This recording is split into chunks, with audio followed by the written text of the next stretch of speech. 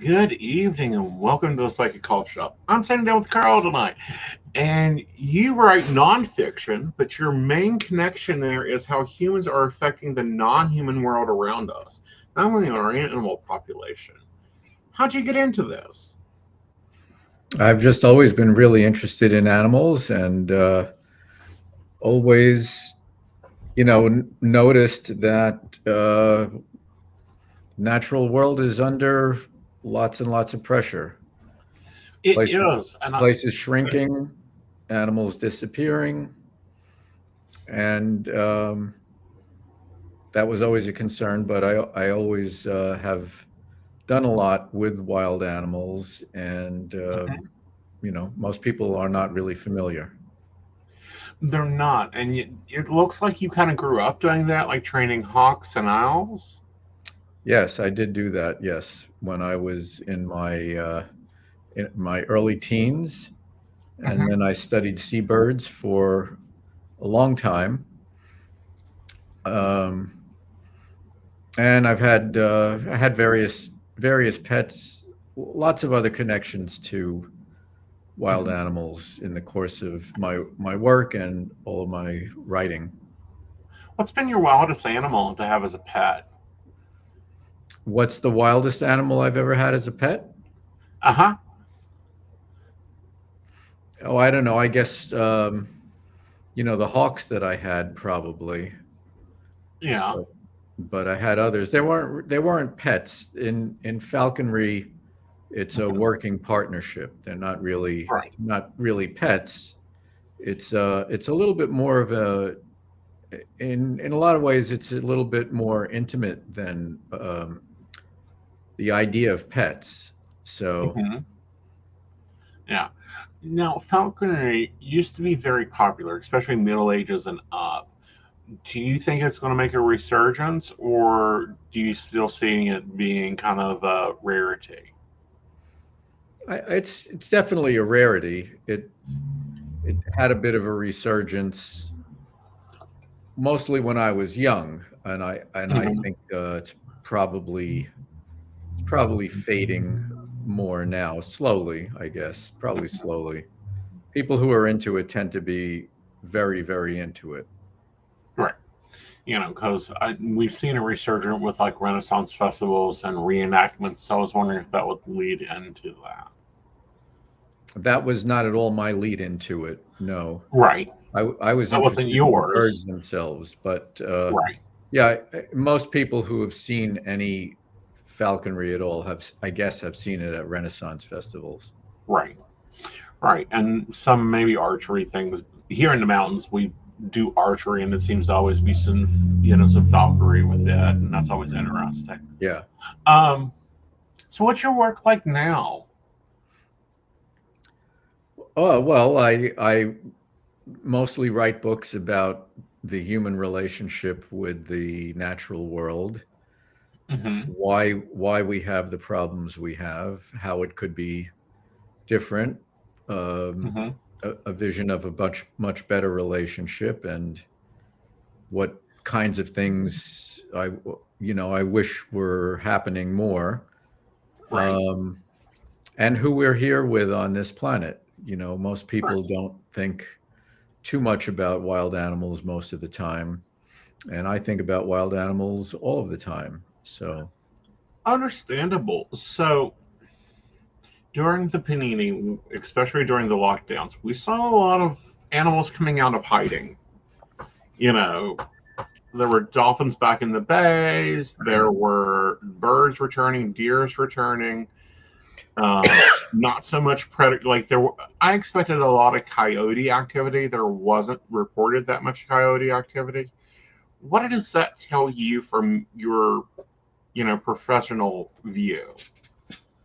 Well, a lot of animals are justifiably very afraid of us, and when it seems like there's not a lot of human activity, they started to do what they would normally do, which is, expand their range and explore more. Mm-hmm. They didn't feel as threatened because it was quieter and there just wasn't so much activity. So yeah, and that happened around the world. There were reports from lots of places of animals that you would normally never see coming into towns and Mm-hmm. even cities. Yeah. Yeah. And wasn't there a few that were thought to be extinct that turned up and it's like, oh no, they just don't like us? I didn't hear of any that were thought to be extinct that came out because of the pandemic. There were a couple of animals that were rediscovered in the last, I don't know, 5 to 10 years. I don't Mm-hmm. think that had to do with the pandemic. It had to do with people searching really hard for them in some very, very remote areas. Okay. Well, how's the connection with nature viewed differently around the world? Because it seems like here in the Americas, it's like, yeah, it's nice, we'll go view it, but oh, we can put a strip mall in the middle of a national park and no one cares. Yes, that's very true. Well, around the world, I think the whole world is now pretty much westernized. It's all part of a global monetary economy. It's Mm-hmm. pretty homogenized. But if you go back um, a couple of thousand years to what cultures were like when they were really individually developed cultures, most cultures thought that the natural world was a sacred place. They viewed it with a lot of respect, and many of them believed that the world was always spirit and material at the same time. Some Mm-hmm. cultures believed in reincarnation, that the same spirit would experience life in all these different kinds of life forms. But our Mm-hmm. culture, the Western one, that mostly started with the Greeks, um, and then really became what it is through the Abrahamic religions of Judaism, Christianity, and Islam. They adopted the Greek view that Aristotle started, that said that humans are at the top of everything in the world. We're more important than everything in the world. And everything in the world is here only to serve humans. And the physical world is not a spiritual place, and that the physical world itself has no inherent value. And along with that are all of the non humans that are believed to have no spiritual value and no souls. And I think that that is why we treat the world as incredibly violently as we do and Mm-hmm. have created the catastrophes that we are creating. I would agree. I would agree, especially like the set wildfire fires of the Amazon to increase farmland is what I thought what the dictator said he was doing Well, that's been going in on. Brazil. It's been going on for decades, really, really all over the world. Mm-hmm. The Amazon is one really notable place. Most of the rest of the forests of South America have experienced a lot of clearing and falling and burning. Last time I Mm-hmm. was in Brazil, there was a lot of smoke in the air. Last summer here in New York, there was a lot of smoke in the air because the forests in Canada were burning. The Right. forests in the west of the U.S. have had out of control fires of unprecedented magnitude in the last few years. And none of that seems to really be changing our behavior. We keep doing the same things because we don't really collectively, as a culture and as a species, we don't really seem to think that it matters. Okay. With that, how much of that do you think is natural forest fires? Like, nature normally does a cleanup every so often. And how much of it do you feel is occurring because of the temperature thing and then what I call the dictator planetary rule crap going on? I would say none of the, well, first of all, there are no natural wildfires in the Amazon. That's a Correct. rainforest. Right. Um, there are there are natural wildfires caused by lightning in North America, but they have, I mean, there were literally thousands of them in Canada last summer. That's not natural. That's because things were much hotter and drier than is natural. And that's the same on the West Coast, where the fires that start either because of natural reasons or because of some human caused start to the fire, they never burned as far, as big, and as long on average as they have been burning the last few years. So the extent and duration of them is very unnatural. Hmm. So, what's going to be our cost of this? What's the cost? Is that what you said? Yeah, what's going to be the cost of this? Like, what are people not seeing the inherent cost of this? Well, in the fire, I think 2 years ago, the fires in Australia were estimated to kill over 1 billion other animals. And I mean, the cost to me, I think the costs are kind of immeasurable. I don't think people are really trying to measure the costs because we don't really value the other things that live on the planet. We just say, oh, there are big fires, and we may put a dollar value on the human property that was destroyed, but the people who are, causing all of this stuff to get worse are not they're not seen as responsible. The causes are not really traced back to Hmm. the way that we as a culture conduct ourselves. So we may say, it destroyed however many $1 million worth of homes, Right. but that's not really getting at the root of what's going on, what the trend is. I personally know, I think it's four couples whose house in California burned to the ground in the Hmm. last in the last 5 years because of the Right. fires out there.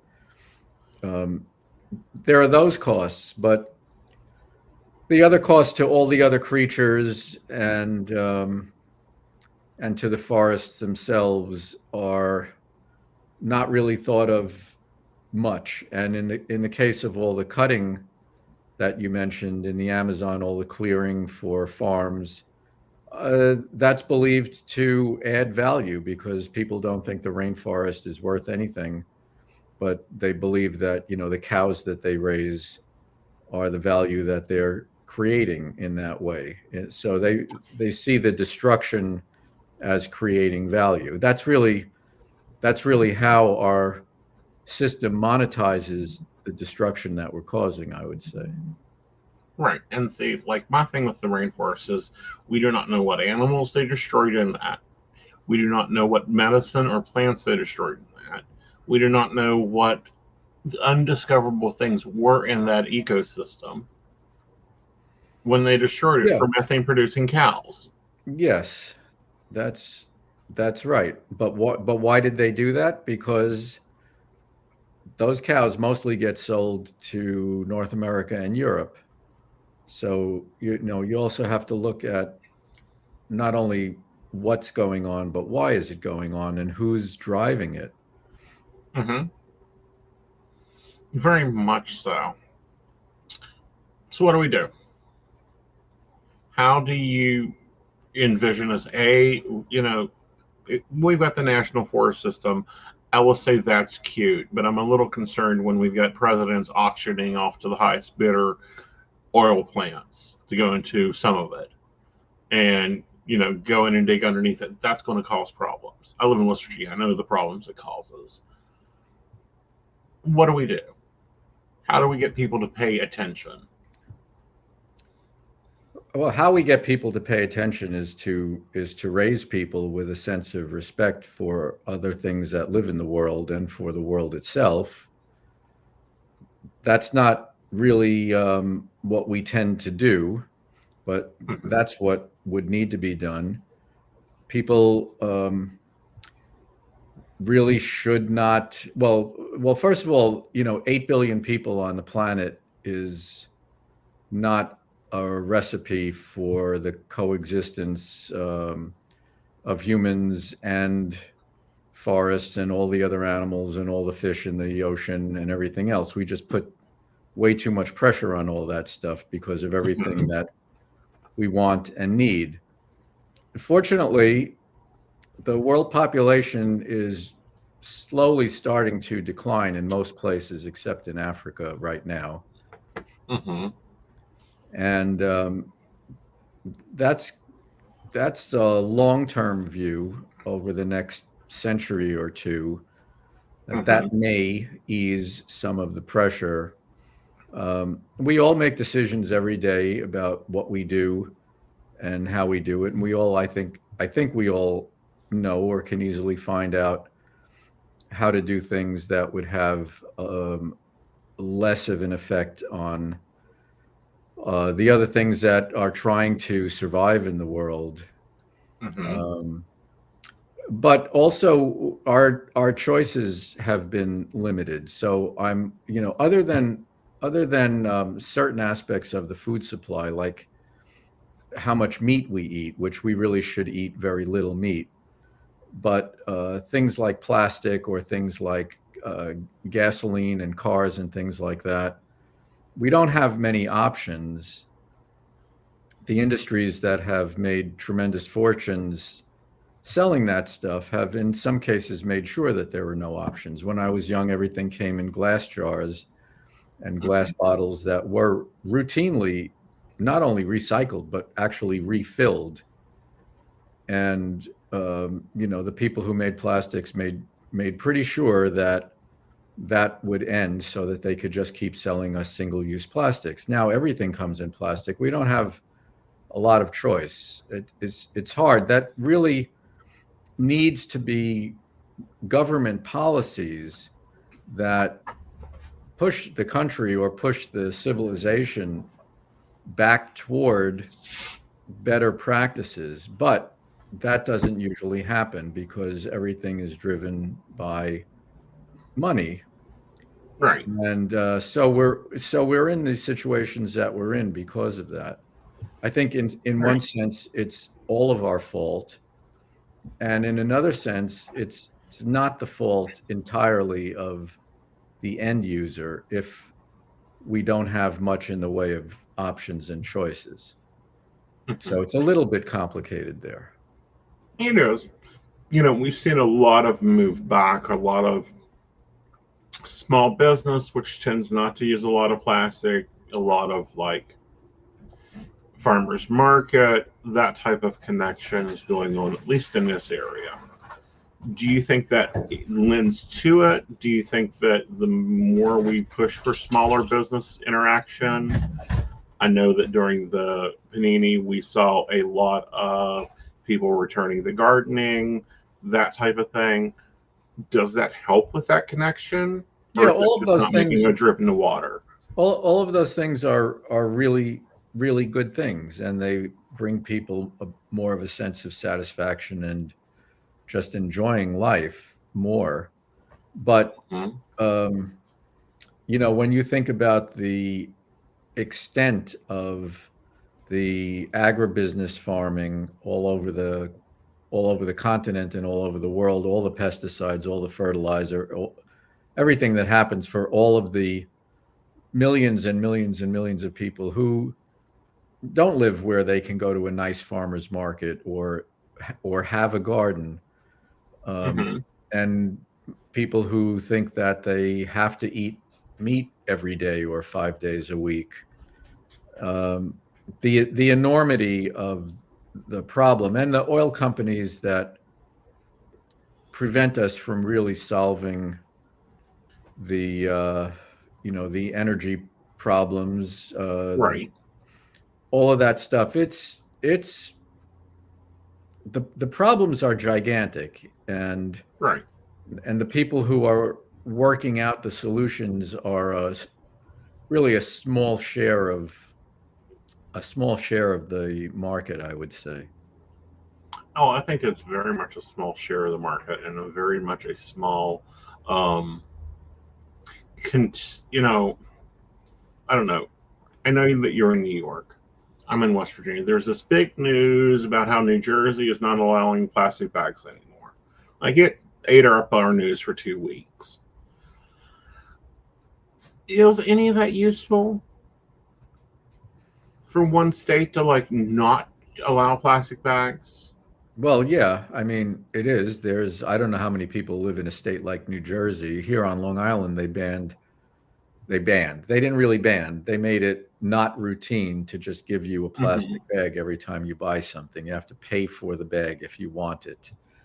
Mm-hmm. And well, I mean, if you saw the amount of plastic bags that were all over the beaches and Mm-hmm. all over the roadsides, you would know that it made a difference. It did make a difference. Okay. Well, I was just asking on like, are we dealing with things that are so big it has to be a global change of ideas, Well, nothing. or It has to be a small global change pockets of start changing? ideas to. It has to be a global change of ideas to totally solve the problem, but it's not going to happen in one Mm-hmm. global fell swoop. It's going to Right. happen a bit at a time. Now, as I said, what we really need is government policies, and a county or a state that bans single-use bags as a routine giveaway every time you buy something. That Right. is a government policy. The policy that Mm-hmm. says if you want a plastic bag, you have to pay a nickel or 10 cents or whatever it is. That is a government policy. Those things matter. And they matter a lot more than just telling people, bring your own bag when Mm-hmm. one out of 100 people brings their own bag. But if the policy changes and one out of 100 people or one out of 50 people pays for a plastic bag, it makes a big difference. Mm-hmm. And it does. I think it does, but I think that we also. What country do you think is doing best right now? Is doing best right now. Mm-hmm. Um, well, I guess I would say some of the policies in Europe are probably out ahead of this country and probably would rate as best in the world in some of Agreed. these regards, I would say. Because like, we have a co-host that's out of the UK, and they do a lot of built-in. Like, it's just their policy that things are kind of structured a little bit, more environmental friendly. They're rewarded for using environmental friendly behaviors. We see out of Germany, there's a lot of reuse, recycle. Sweden, we see a lot of that becoming standard. Like, you don't buy pasta in a box, you have to bring your own bag to buy pasta, that type of thing. Yeah, um right. how does that affect our non-human friends though? Well, the less that all the stuff that we use comes from someplace, and Hmm. it's either cut down or it's mined or it's some area of land that has to grow something, whether Hmm. it's or in the case of plastic is made out of petroleum. So all of that stuff where you are not using and throwing away things as intensively reduces the pressure on what's around us on the front end where it's mined or grown or cut down, and on the back end where it's thrown away. Hmm. Now, you mentioned Africa. They have a very strong connection to their nature there, don't they? Still. I would say not. I don't get the impression that that's the case. Where do you think in fact, you know, one of the problems with nature in Africa is that the money that nature can generate in Africa largely comes from tourists. And the money is generated by making tourists pay to go to national parks where a little bit of nature is, you know, kind of put in a box where you can see it like a museum. And most of the local people can't afford to pay to go into those places. And many of them have actually very little experience with African wildlife. There's probably a lot more Americans who have seen things like free-living elephants and lions than there are people in Africa who've seen those creatures. Interesting. Again, where's doing the best? Is it Australia? Because they have some very strong, you know, laws about what you can bring in. They make very strong laws about, you know, what they try to preserve there, because there's such a micro, you know, they have such rare animals. Where's doing good? Yeah, I don't know. I mean, I hesitate to say that I don't really know of a place in the world where generally nature is doing really well. I think in some ways the U.S. has some good policies. We have a fair amount of protected area, but it really is not enough. For instance, the United States has lost about 1/3 of its wild birds since I was in high school. So yes, we have national parks and we have national forests, but if you've ever flown across the country and looked out the window, you can just see what a minuscule amount of the country remains wild, and a lot of these animals need to migrate and move. They just can't make it in the landscape that we have transformed the way we've transformed it. So I wouldn't say, you know, I don't want to say anybody is doing it well. I think there are still some places that are pretty good because they're not very thoroughly settled. Alaska is one place, but there are, you know, not everything can live in Alaska. Right. So, you know.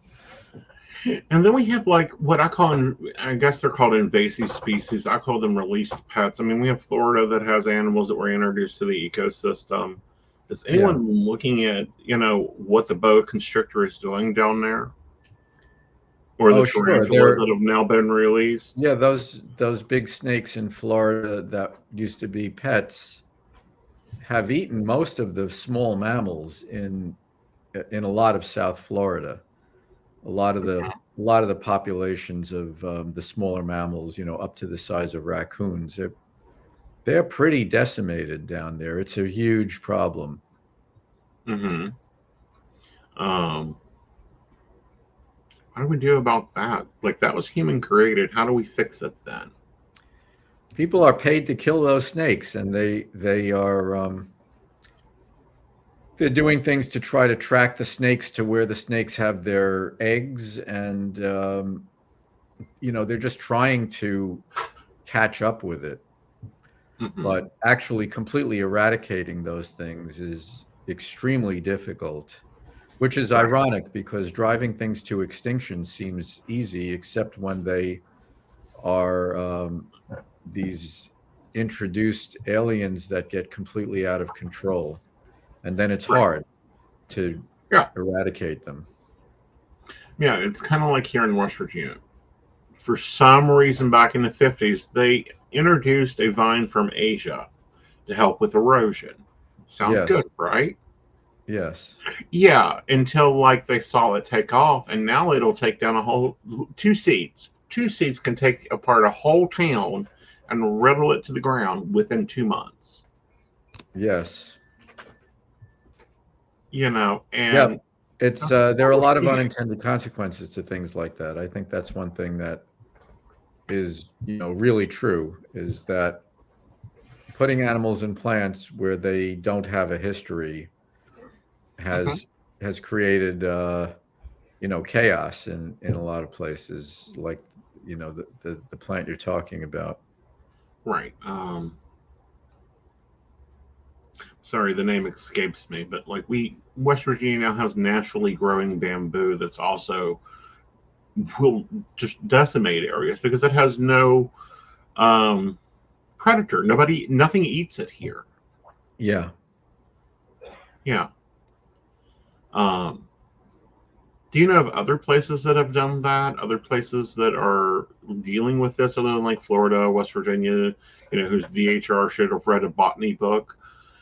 A lot of places have these issues, and they're not all on land. We have a lot of introduced animals in the coastal waters as well that have, in many cases, pushed out the natives, or have over predated a variety of native species. There's a fish called the lionfish that's from Southeast Asia. It got in the East Coast probably because people bought them in pet stores and had them in home aquariums, didn't want them anymore. And those things are unbelievably ravenous, but they're venomous. And there's nothing on the East Coast that naturally eats them or can deal with their spines and venom. So they have spread all the way from Florida north to Rhode Island and south to Brazil. And on the reefs, well, not even on the reefs, wherever they go, they just eat a tremendous percentage of the small fish in those areas. And they pretty much cleaned off a lot of the tropical reefs in places like Florida and the Caribbean. They are a real menace. So do we go over to East? They have tournaments to try to get people to catch them, and they've tried to encourage people to eat them. They taste good, but they're not very big. Like a lot of them are only about a foot long. So yeah, and it doesn't sound like there's much meat to them. There's not a tremendous amount of meat on them, and you have to be careful about cleaning them, because if you nick yourself with one of those spines, it hurts really, really badly. Ooh, not good. Do we do what I call the woman that ate the spider? So she ate a fly, so she ate a spider. Should we start introducing something to kill them that will eat them? Well, that in itself has gotten out of control in a lot of cases. So introducing something else to eat the thing that's the problem has sometimes compounded the problems by creating new problems. That has to be done really, really super carefully. Okay. So tell us about your books, because you've got a few here. You've got, Alive in Me, Learning to Be Wild, Becoming Wild, Beyond the World. You're a very proficient writer. Yeah, some of my books were about the ocean and about how the ocean is being changed by what people are doing, what it means for the animals that live there, what it means for the people that work there. And then my more recent books have to do with what life is actually like for other than human beings.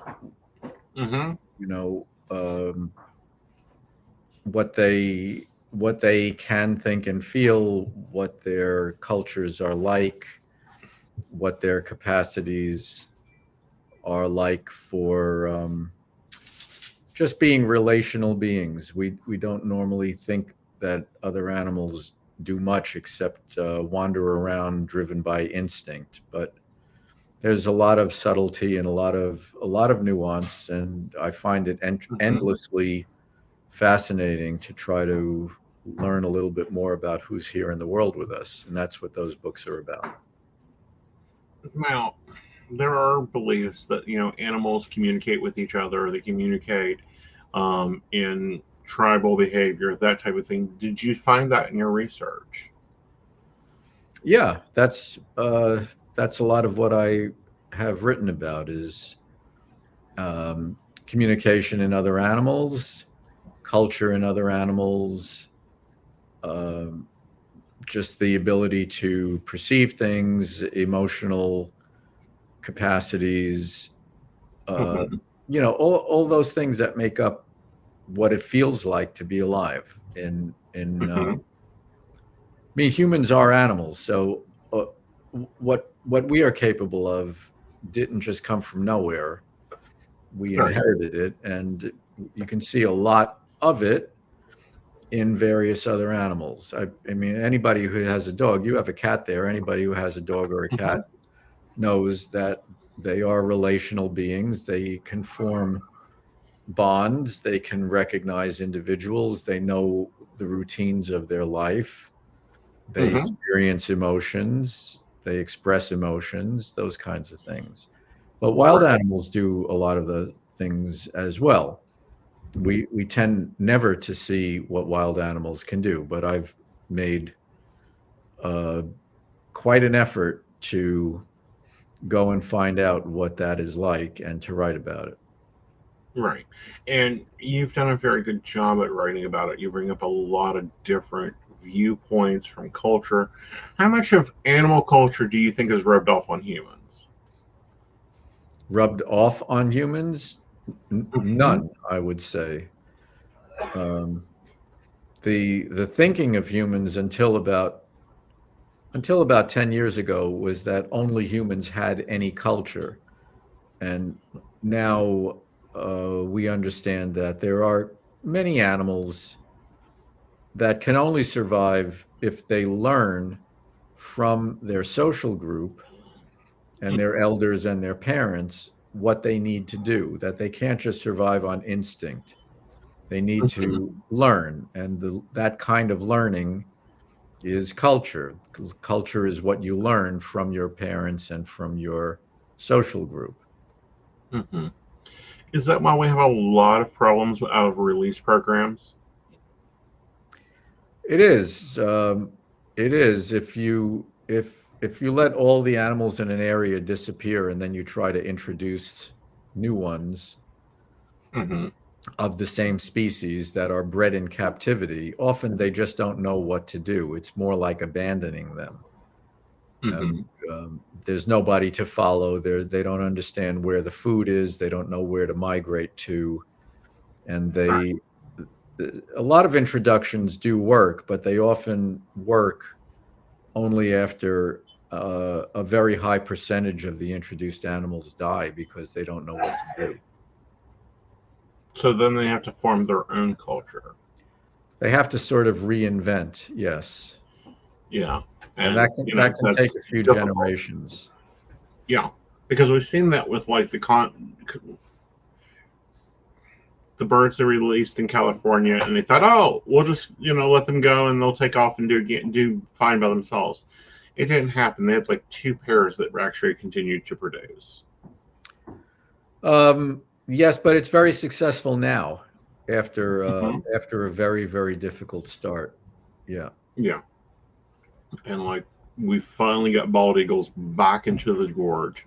Um, and it's I'm seeing a repetitive pattern though. Like they're having to reinvent everything for the owl. Well, I mean, not for the owl, but for the eagles.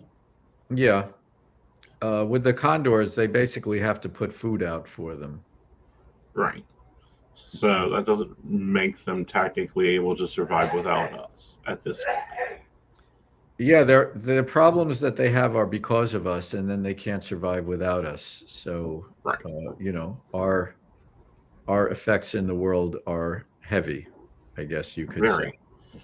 They're very heavy, and I think that we scoff at our responsibilities a lot with that. And I think that's because we divorce nature in our lives. If Yeah, you go that's back, exactly true. Yes. Yeah, we don't have a sense of responsibility to the natural world, really at all. Very few people are taught that there is any such thing. Right.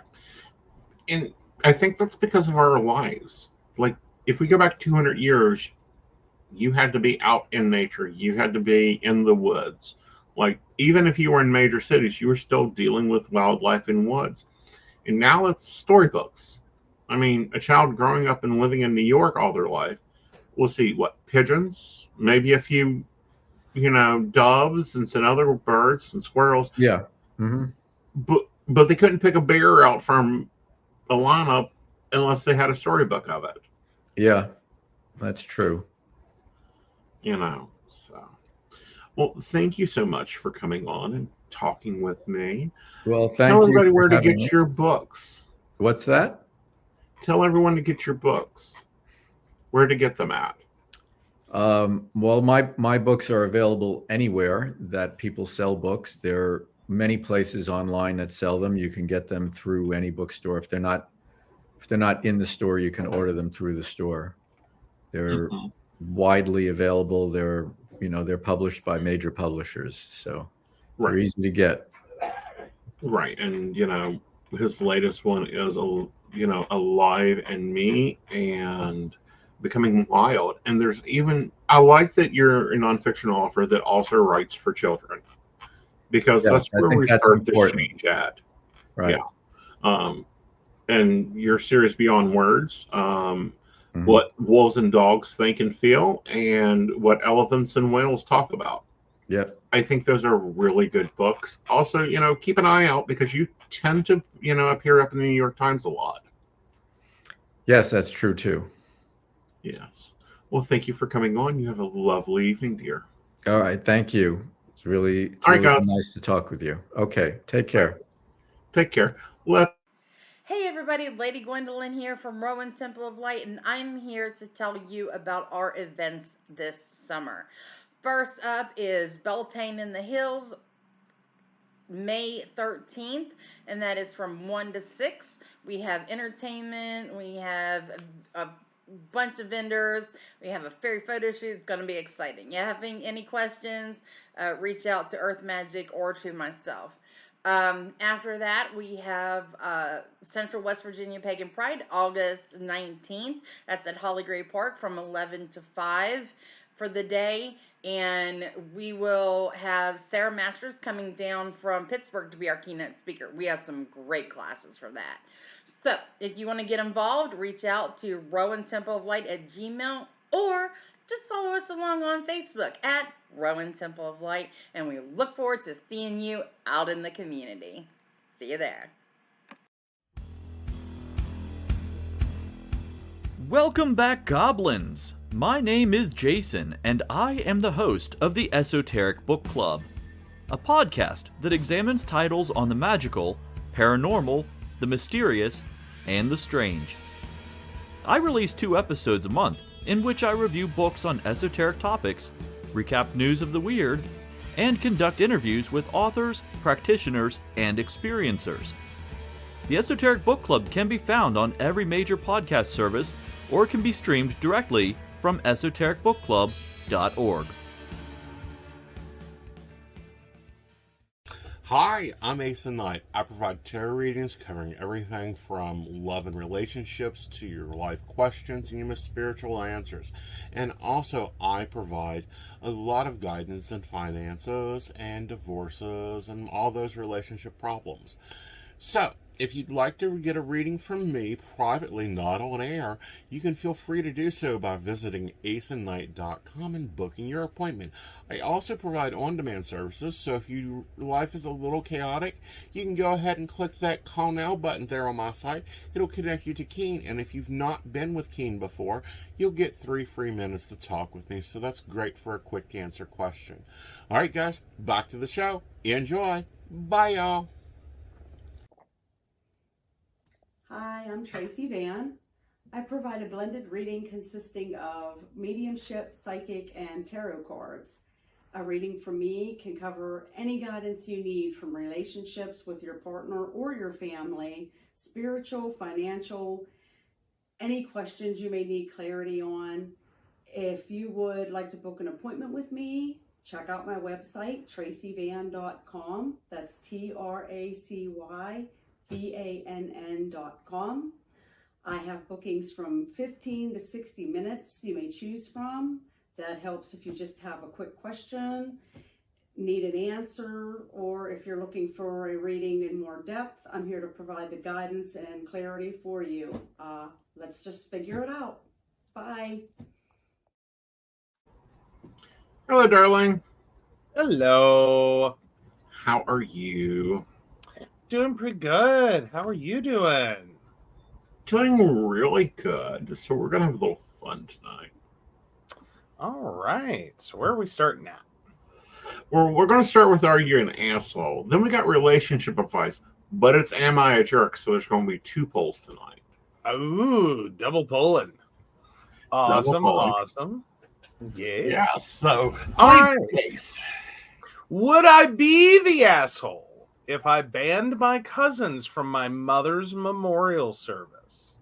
Would I, mid-50s male, be the asshole if I banned 2 of my cousins from attending my mother's memorial service? Background: my dad passed away when I was 9 and mom never remarried. I'm an only child, as was my father. My mother had 4 siblings, and I have 15 surviving cousins on that side, so it's a good-sized extended family with a lot of history and some drama. I'm one of the youngest cousins, and I'm only in regular contact with 3 cousins and my surviving aunt. The significant age differences and growing up living far apart contributed to this. My relationship with my mom was good for the most part, but it was strained for a couple of years in the early 90s when I came out as gay. She never rejected me, but was very concerned that I would die young. This was during the AIDS epidemic before HIV became manageable.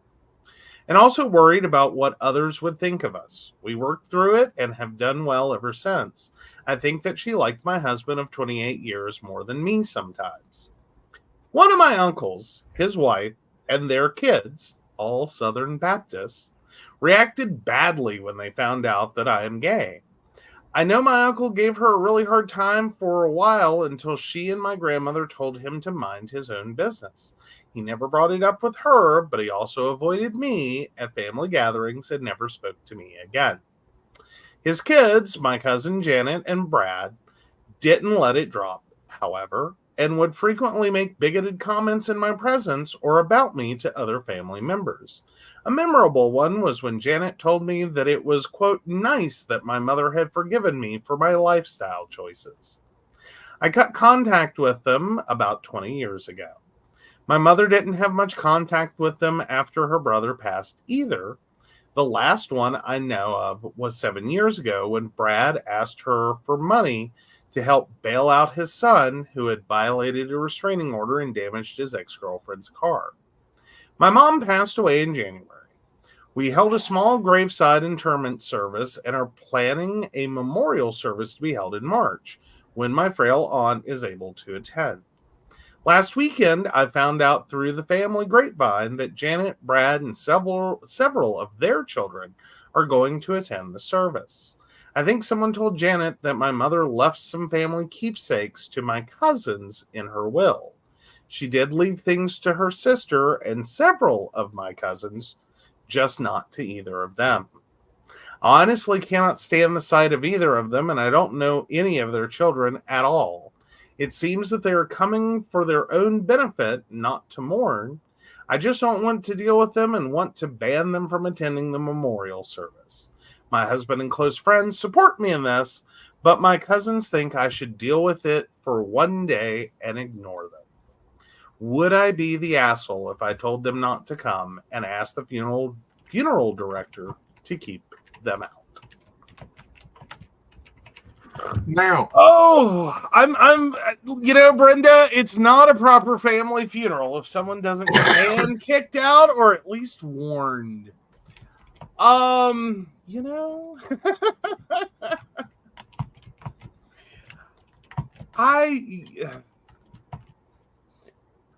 Here's the thing, though.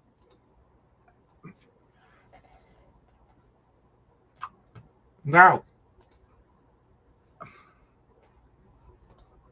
I'm going to go with not the asshole. I think in this situation, given the history and these are family members that just want to show up,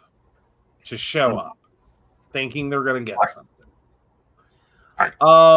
I think this is one situation where, 'cause ordinarily it's like, let the living pay their respect to the deceased and let it go for a day. I typically would be there, but it sounds like there's enough going on here that it's like no one should be miserable at their mother's funeral. No. Not the asshole. Would ban them completely. Yeah. I'm there with that one. Right. So, alrighty. So pull up for that one. Polls up for that one. Quickly vote on it, because we're going right into a advice question, but it's an am I a jerk? And I'd like to throw it up. Alrighty. So am I, 28 female, a jerk for not wanting to go to dinner tonight with boyfriend 30 male's parents? Hi, so my boyfriend gets a call from his mom last night asking if we could do dinner together tonight. Before he could give an answer, she demands we go since they haven't seen us in a while. I really don't want to go since I'll be working all day and want to decompress after. I suggest my boyfriend to go without me if he wants to spend time with his family. He gets irritated saying that I never hang with his family. This isn't true. I've gone to every one of his family's outings since we started dating. We've been together 1 year. I believe he feels this way since he's a lot closer to my family than I am to his so far. Him being closer to my family has been natural, and I've always given him the choice to be around instead of it being a forced thing. I also don't believe that we need to attend every family event together since we aren't married yet. Tonight, I want to have alone time and read a book, self-care. I told him that I don't want to do things that I feel pressured to do. His response was, sometimes we have to go to things like this even if we don't want to.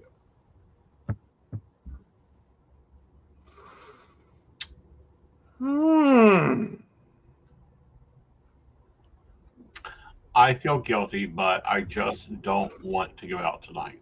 Should I suck it up or go? Since I know it'll make them happy. No. Park your happy ass in a bubble bath, throw a finger at your boyfriend, and say, bring me leftovers. Or, cheesecake. Cheesecake's a fair request. Right. I mean, you're self-care and reading a book. Right. You need cheesecake. Cheesecake helps with that. Right. No, I'm going with not the jerk. If it were sincerely that you never want to do anything with his family, you never go to any of the events, I might have a moment of like, take one for the team. Uh-huh. You know what I mean? I don't think you're a jerk for not wanting to go, but take one for the team. Try to make it happen. If at all possible, like you can hope to get stuck at work, it could happen. But at this point, no, I don't. I think you're right. I don't disagree with you. But I think maybe he's feeling pressured. Like maybe he doesn't have the natural relationship with your family and parents that you think he does. Right. But the other thing to this, and I have a problem with, and I've always had a problem with this, and you know I have a problem with this. This required appearance. Like, oh, you have to go to dinner with us. You have to come do this. You have to do that. Yeah, it's not nice being summoned. Right. Like, that's a no. We put the offers out there. If it works, like, you don't prevent your husband from going, Right. which you haven't. You're very much telling him, go, have fun. I don't want it to. Right. Like, that's it. That's the whole thing. But I'm starting to think maybe there's an issue here where, like, he's projecting onto you what he feels like he is doing. Right. Which is, sometimes we have to go to things like this, even if we don't want to. Right. If that's not what he's doing with your family, right, I think he's at least doing it with his. Right. Either which way, I think that's an issue that you guys need to talk through. And I think you both need permission to be like, nope, not doing it. Thanks, have a great day. Right. That's a whole, no is a complete sentence. Yes. It comes with an exclamation point afterwards. Yeah. Even Brenda brings out a good point. Oh, yes. Brenda says, set your boundaries now before the ring goes on. Yes, please. Yes. Yes, please. Oh, set your boundaries before the ring goes on. That is an absolute, that is some truth gold right there. All right. Yeah. So let's go ahead and end the Are You an Asshole? All right. And the court has ruled you are not an asshole. All right. I'm not the asshole. Now we're going to wait for am I a jerk? Yep. For not wanting to go to dinner tonight with my boyfriend's parents. Right. And I think some people get stuck in still little kids mode. Mm-hmm. You know, mommy says so, we have to go too. Sometimes I think it's that. Sometimes I think it's the guilt. Mm-hmm. Like, for whatever reason, it sounds like he's already been avoiding them. Right. Or they have been avoiding them. Whether that's because she's not wanted to go do stuff, so he hasn't gone and, you know, excused his way out of it. Right. Or if that's just, it has legitimately been a while. Right. And he doesn't feel like he should or can say no. But yeah, no. Sometimes the best thing you can say is no. Mm-hmm. Like, trying to go out and have dinner with people you don't want to be at dinner with. Right. Kind of a problem. Right. Oh, so Brenda grew up in that every family thing was a requirement unless you were dying. Right. Oh, no. Yeah, I don't do that. Yeah, in every in-law thing is a requirement. Yeah, we don't do that either. Well, I don't think anyone should. I mean, it is lovely to be invited, but not everything's going to line up to make that happen. Exactly. Like trying to invite us out at like 8:00 on a Friday night to go to dinner. Yeah, not happening. It's gonna be a no. Right. Like rare is the opportunity that we will not be on air at 8:00 on a Friday night. Like it's pre-planned. Mm-hmm. Well, yeah, but generally speaking, it's pre-planned. It is an organized event. We do this every week. Like there's no point in asking. And yes, we're going to tell you no, unless by miracle we are not on air that night for some other reason. Exactly. Like the moon has fallen. Well, I was going to say power outage. So if you want to drive through a blizzard to come get us, which is our usual power outage situation, you rock on with that. Yeah, but we're getting to where we can overcome that easily too. A little bit, yeah. It's getting better. Yeah, we're getting there. It's getting better. Yeah. You know. Oh yeah. So the polo's up with that. We do have some news I want to talk about real fast. It's a follow-up story. Oh yes. Yes. Let me grab you an article so you know what I'm talking about. Yeah, articles always. Yeah.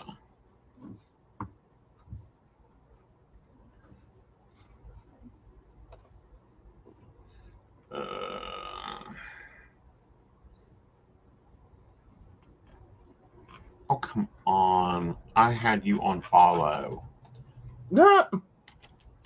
I'm getting tired of Google. You know, every once in a while. Yeah. Has that moment. Yeah.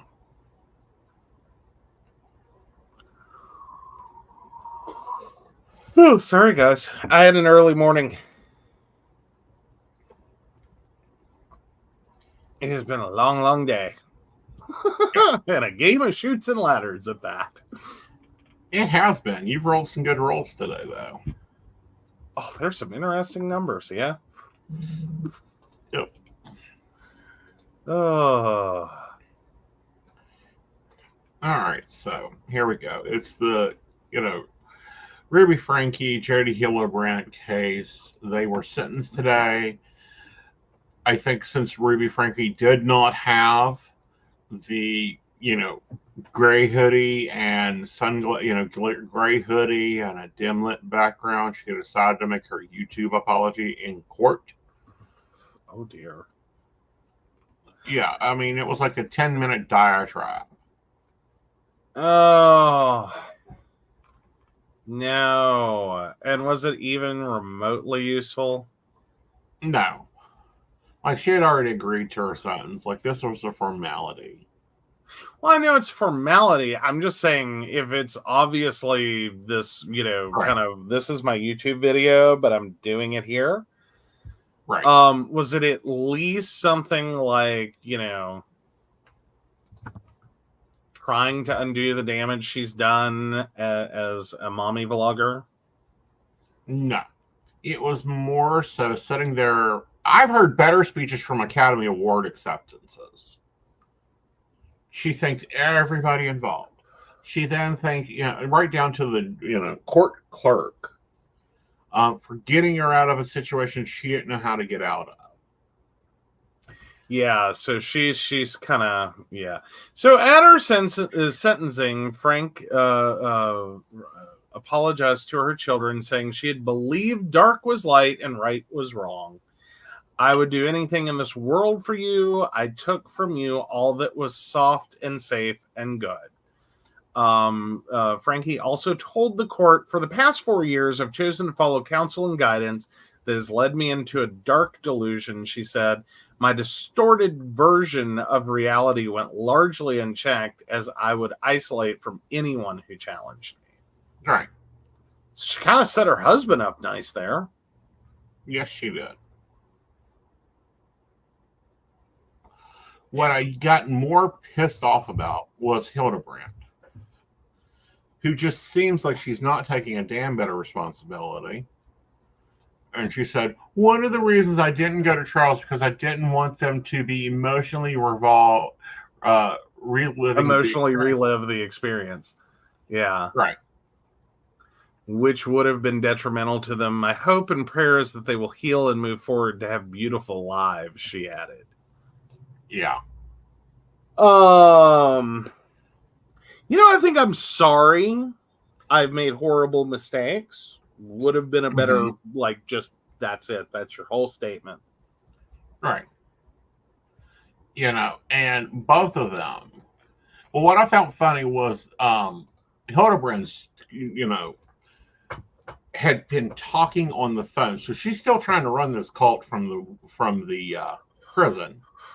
And they caught her, not taking responsibility, going, oh, this is an easy way to get out of sentencing. I hope she gets all 30 years in Utah. All 30 years. Yeah. Which sometimes can be confusing for those of you that watched. Unfortunately, the max sentence that they can get is 30 years. That's as much time that they can spend in prison. Right. So if that was a point of confusion, because wasn't it 4 counts at 15 years apiece? Right. So theoretically, they have 60 years. I think fundamentally that's to make sure that even if one or two of the accounts, or one or two of the counts, were to get overturned on appeal, right, they're still doing 30 years. Right. Now, Utah's used looking at enacting laws on defining life coaches and making us licensed and whatnot, which I think is wonderful. Do not get me wrong. I am all for government regulation when it comes to licensing the two professions I'm in. Give us licensing. You gave massage board therapists licensing boards. Give life coaches licensing boards. Give psychics licensing boards. So that there's a place that can handle these situations. But the failure in Utah was their DHS. The eldest child of Ruby Frankie called over 40 times to report her to DHS in the unsafe environment that they were in. And the only thing she did was move her little family from her house to her cult leader's house. Yeah. Did that jump? Help me remember. That jumped like state lines, didn't it? No, that jumped county lines. County lines. So a whole new county, whole new THHR, right, or whatever it is there. But the children and families, whatever it's called. Yeah.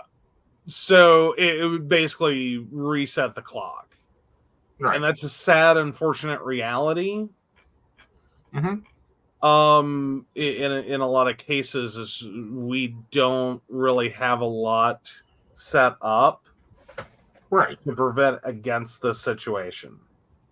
Because I mean, thankfully, in most instances, it's not that easy for a family to just up and move. Right. In the middle of an investigation or in the middle of an onslaught of investigations and hide. But since they were being taught from home, homeschooled, and quite frankly, it seemed like there wasn't a lot of clarity on where the children were. Right. That between the two, it's like, where do you even start to report it? Well, not only that, but because they lived in affluent homes, and the homes here, like when you look in the window, which is a point where a lot of these investigations are, it looks like a normal home. They're not going to call police to break down the door. Well, it's clean, it's neat, it's orderly, it's tidy. What you can't see are, children shackled. Right. And that's kind of the rub of it, is in keeping the children like this, they're even less visible to the new community they moved into.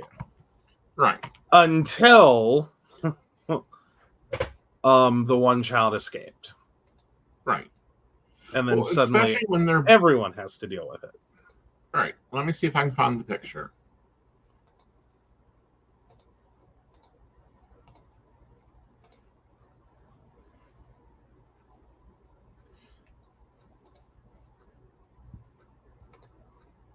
Furthermore, do you think children are going to be kept here?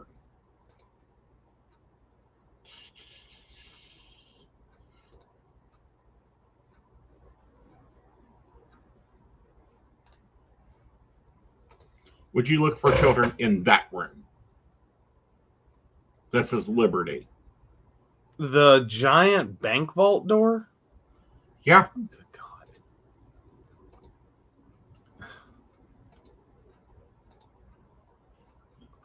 I mean, again, it's kind of out in the middle of nowhere. Yeah. It's out in the middle of nowhere. This is what's inside that bank vault door. Yeah. Now, really I thought that was the room that they found Jody and Ruby in, not where the kids were. No. That's where they kept the kids. That's where they kept the young girl. Oh, wow. Jesus. So even if, I mean, because that very much is a panic room and is very much a situation of, even if she is screaming her lungs out, given that neighborhood and that situation and the room she's in, you could probably be standing on the other side of the door and not hear her. So, which is horrific in and of itself. $8 million home. You wouldn't think the horrifications would occur there. I don't know. To some degree, though, like it kind of drives home the point that abuse happens in every home in every neighborhood, regardless of what it looks like. It may take different forms. You know, I mean, you're probably not going to get locked up, chained to a bed in a panic room in a trailer park. But that doesn't mean that the abuse is going to necessarily look all that different.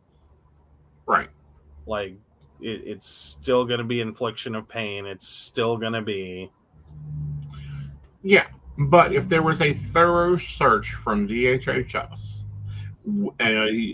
pull the children out and pull them alone and have them supervised for a period of time, I do not think it could have gotten to this far. If they had took,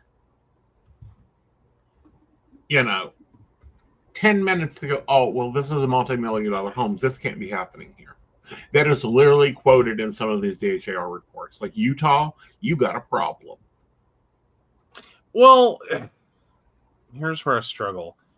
I think we do have this idea, and Brenda kind of, hits the nail on the head. A gilded cage is still a cage. The problem, I think, is that for a lot of social workers, in the depths of what they see on a daily basis, this, in a sense, is so far removed from that. Like, it's not a home that screams, there's child abuse here. This home doesn't scream neglect.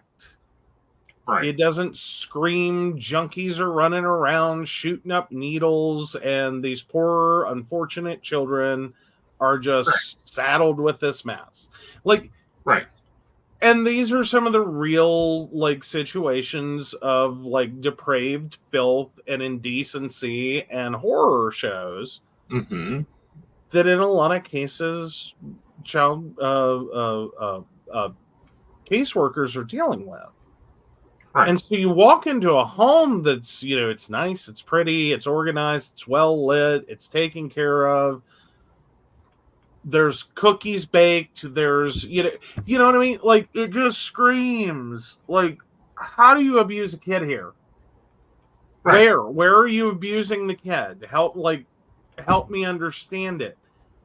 And I think in a caseload of what are otherwise clear situations that they walk into that's kind of flippin' obvious.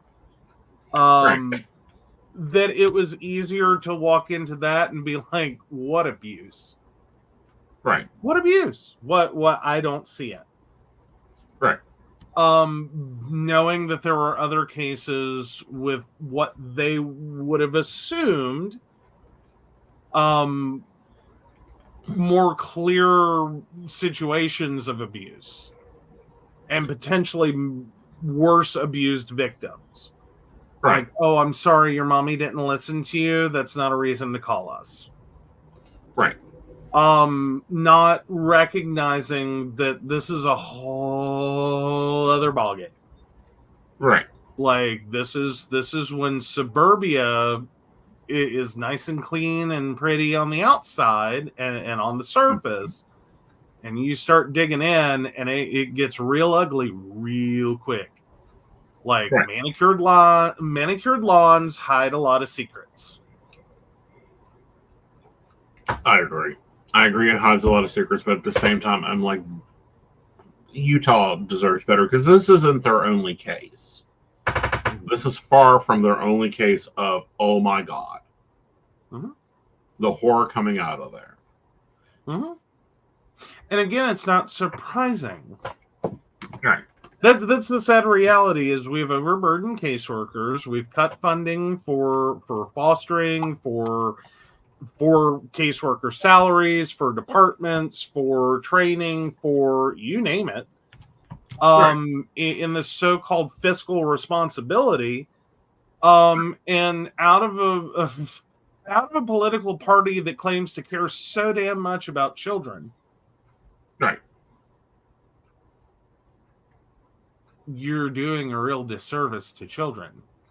Yes.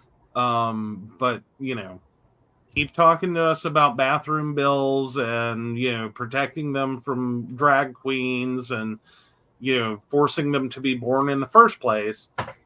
Right. But this is the situation you contribute to when you keep slashing the money that is supposed to protect children and families.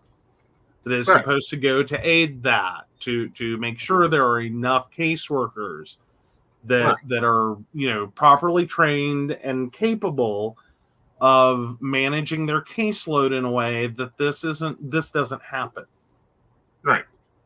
Because quite frankly, I can't imagine being the caseworker that has 40, 50, 100 kids.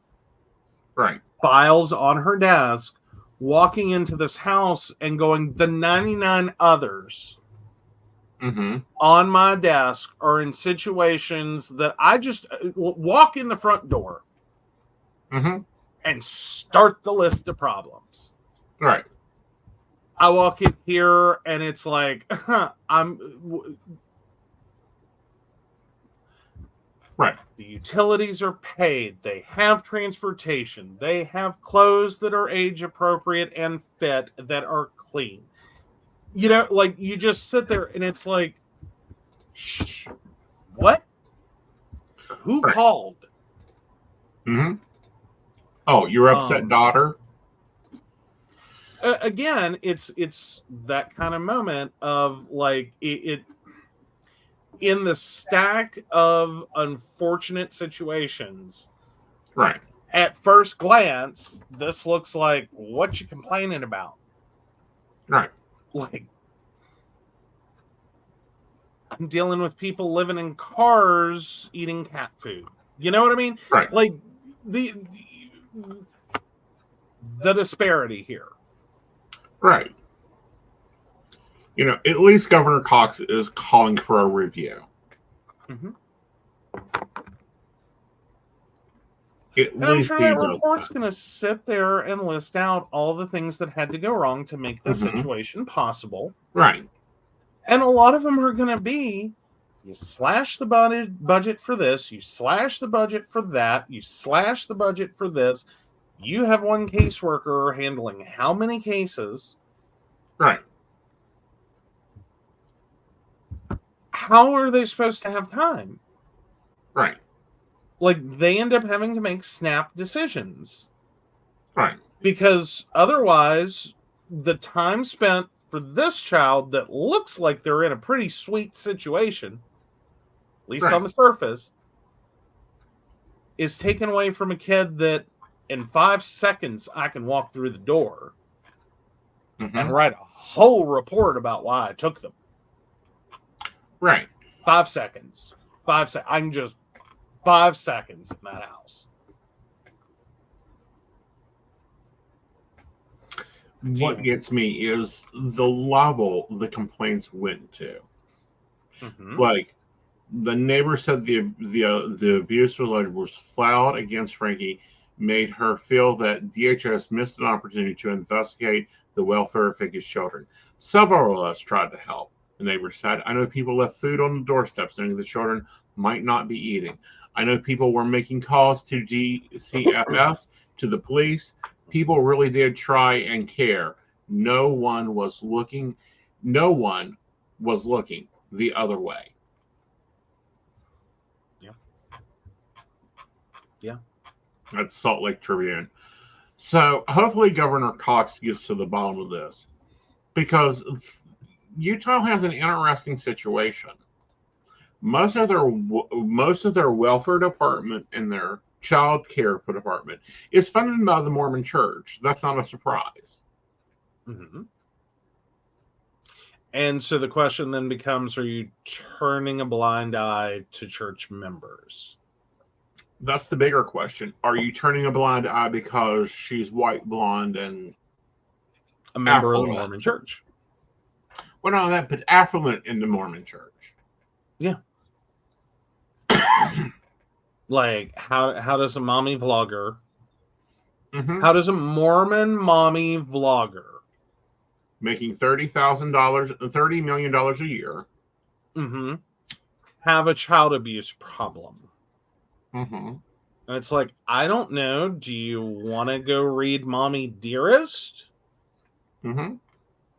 Like, again, it's any child, any home, any neighborhood. It doesn't matter. It happens. Right.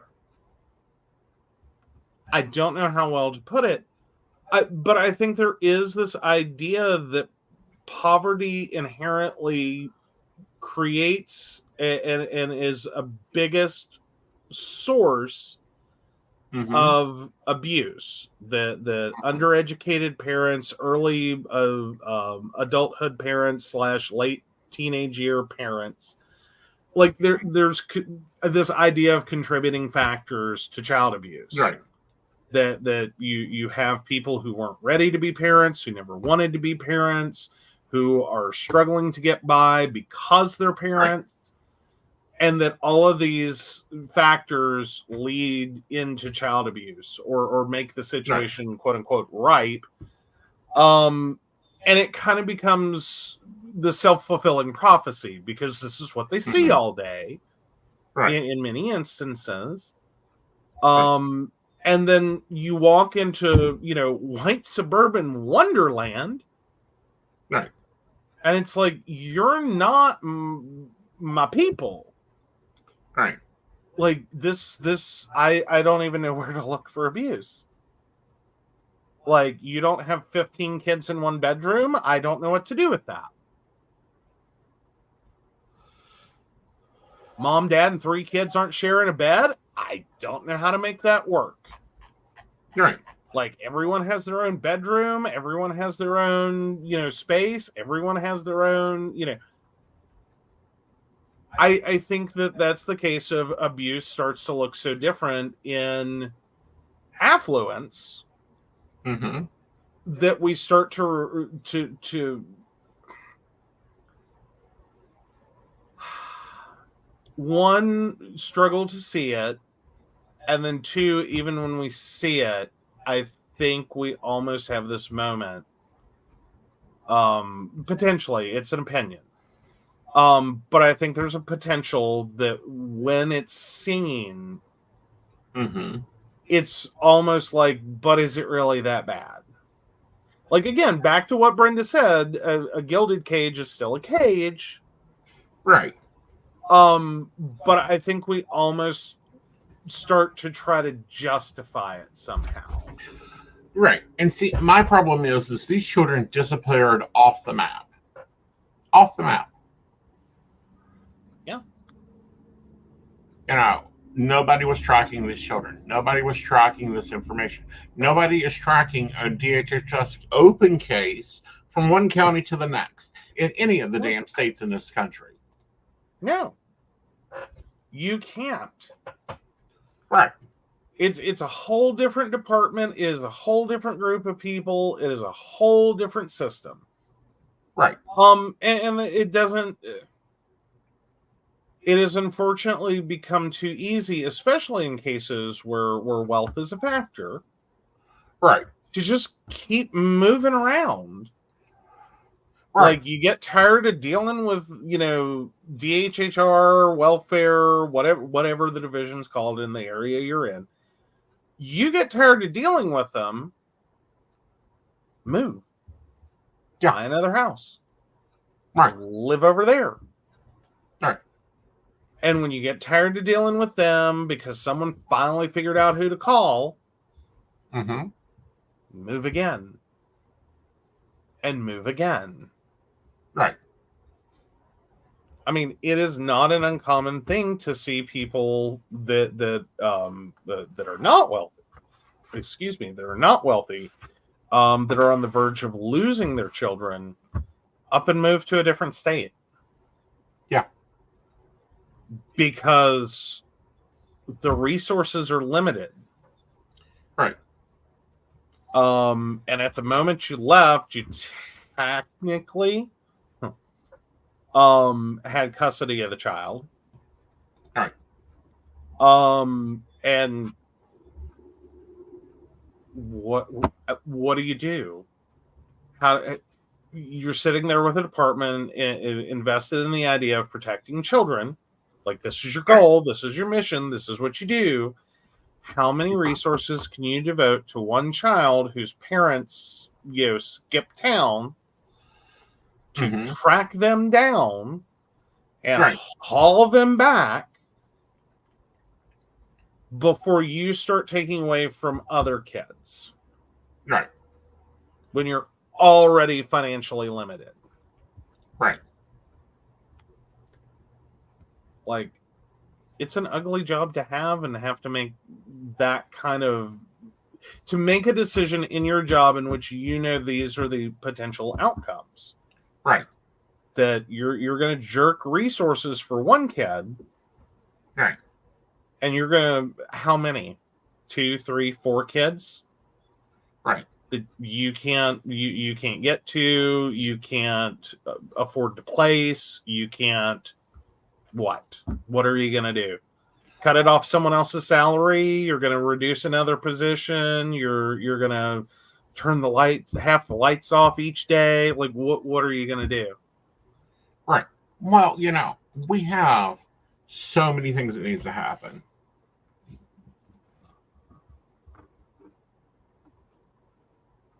Oh, something that West Virginia does, if you move more than once in a 2-year time period, they'll open a case to see if you're stable enough to be allowed to keep your kids, unless you have a good reason for moving.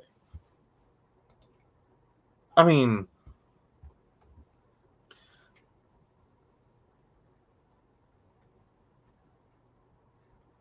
that's interesting, but at the same time, that's in West Virginia. How are they going to track it from Ohio? Well, but then therein lies the rub, is how do they find out? No. Because they certainly can't be going through every human being in the state of West Virginia. Like every adult human that moves. To one, see if you have children. Right. And then, so I would assume that ends up happening to people when they enroll. Right. Like you take your kids to school and enroll them, and then you up and move and enroll them, and you up and move and you enroll, get kid school records. Yep. Yeah. But that's if you enroll them in school. That's if you enroll them in school. That's if you recorded the birth properly. That's if you started in the state of West Virginia, where there is most likely a birth record for the child somewhere.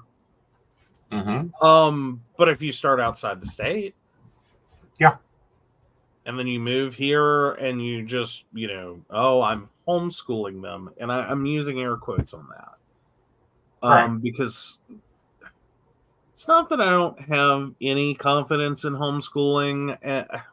I do. It's just it's a system. It's kind of, when it's good, it's great. When it's bad, it's really bad. And I think that comes back to the quality of parents, because I know some homeschooling parents that their 10-year-old is working on physics and robotics and all, higher level stuff. They're also working on religious texts and all that. Then I know some parents that are homeschooling, and their homeschooling is cleaning the house and grocery shopping, you know, the economical view of Roseanne Barr home economics. Yeah. Which, I mean, it's not that has zero value, and frankly, I think that's stuff that all kids need taught. Right. I don't know that it always compensates for classroom learning. No. Or for a very solid built homeschool program. Right. But then again, there's also the issues of the cost of homeschooling.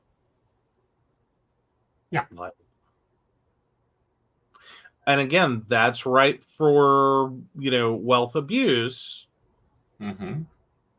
and limited, access for privilege. But then again, I can't imagine being the parent who is publicly schooling their children, because education, they're not trying to do anything wrong. They're not abusive parents per se. Right. But get slung around for a few years with, my job moved me here, and then they moved me there, and then they moved me this other place. Right. And we enrolled the kids. We did all the things we were supposed to. We have a year-to-year, we have a 1-year lease. Right. It's not that I'm unstable. It's just, have you seen the job market? Right. I'm just checking out the current price.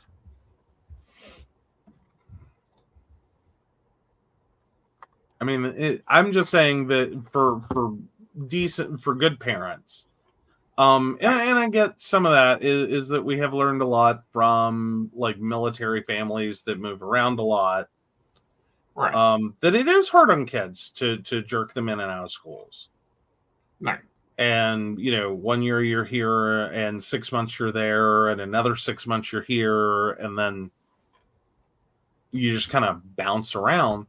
So it makes it really hard to make friends, get used to the way different schools work, to know the rules, to.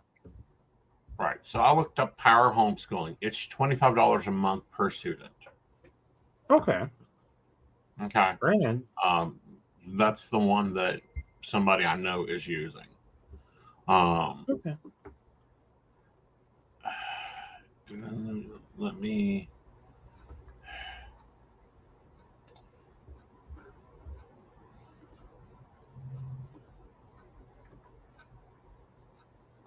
That's how to do it.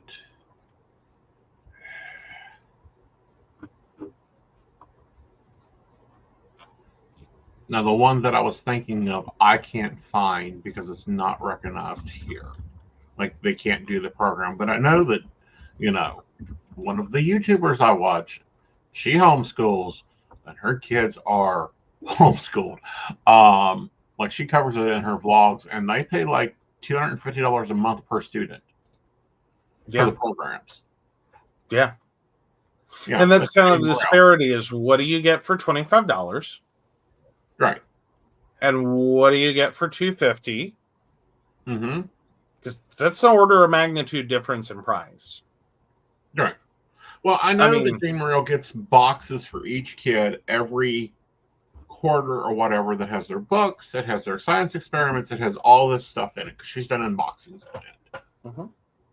So it's an actual homeschool program. It isn't what I see a lot of times, which, I'm homeschooling them. So what are they learning this week? Spelling, arithmetic. Oh no, I'm free. What is it? Interest-based homeschooling. Which, again, done properly, can actually be a good experience. Right. Depending upon what the interest is. Right. And is, that an age-appropriate thing to be learning about. Right. In both directions. Like, are you too young for this, or are you too old for it? Right. And what's the value of the education? Like, what principles are you applying? Right. Like, I don't have a problem with the idea that someone's going to learn, physics by, taking robotics or doing robotics. Right. I'm down for that. That's cool. That's practical learning. That makes perfect sense in my brain that some people are not going to get it from a book. Right. But by God, you screw up the robot physics. You're going to figure out real quick how some shit works. Well, not only that, but my nephew, the little, I'm calling him Mr. Kingpin. He could benefit from this. Now, his mother doesn't do this. She's very much public education. And they've done very well by her. Yeah. Yeah. Like, there's a lot of opportunities there that he's had. Right. Yeah, so Shannon points out a girl I went to school with does a combination of homeschooling and unschooling. Right. Mm-hmm. But there needs to be a system in place checking this, in my opinion. Like, are they proficient in their grade level? Yeah, like, is their skill... Well, is the skill set... Is the education that this child receives... Mm-hmm. functionally equivalent, right, and appropriate for age given any condition the child has, right? I mean, if homeschooling is creating 17-year-olds who have a third grade education that are functionally illiterate, right, then that's a problem. Yeah, this is what I'm talking about right here. Yeah. So reading, writing, math are non-negotiable. They follow a program for that. And then he gets to pick what he wants outside that to learn. Boy is on a nationally recognized robotics team. He went to nationals. She is in a wheelchair. She had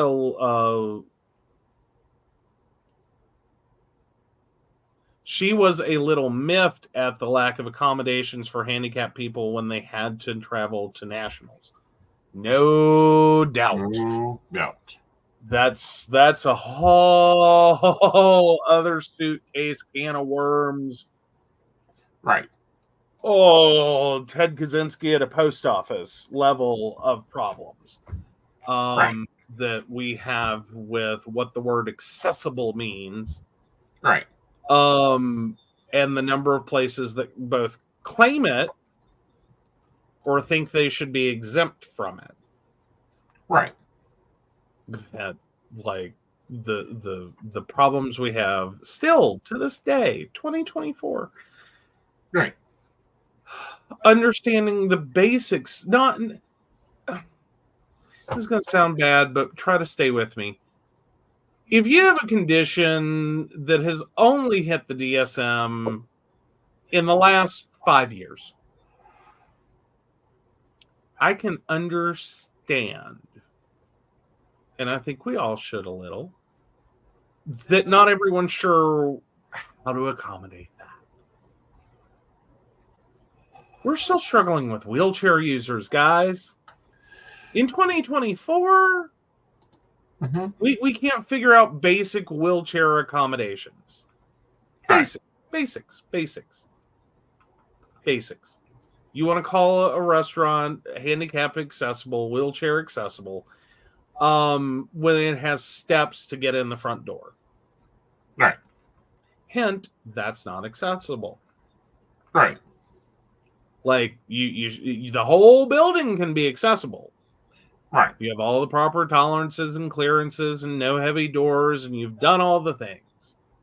Right. But if you have to go up a flight of stairs to get in the front door, you failed.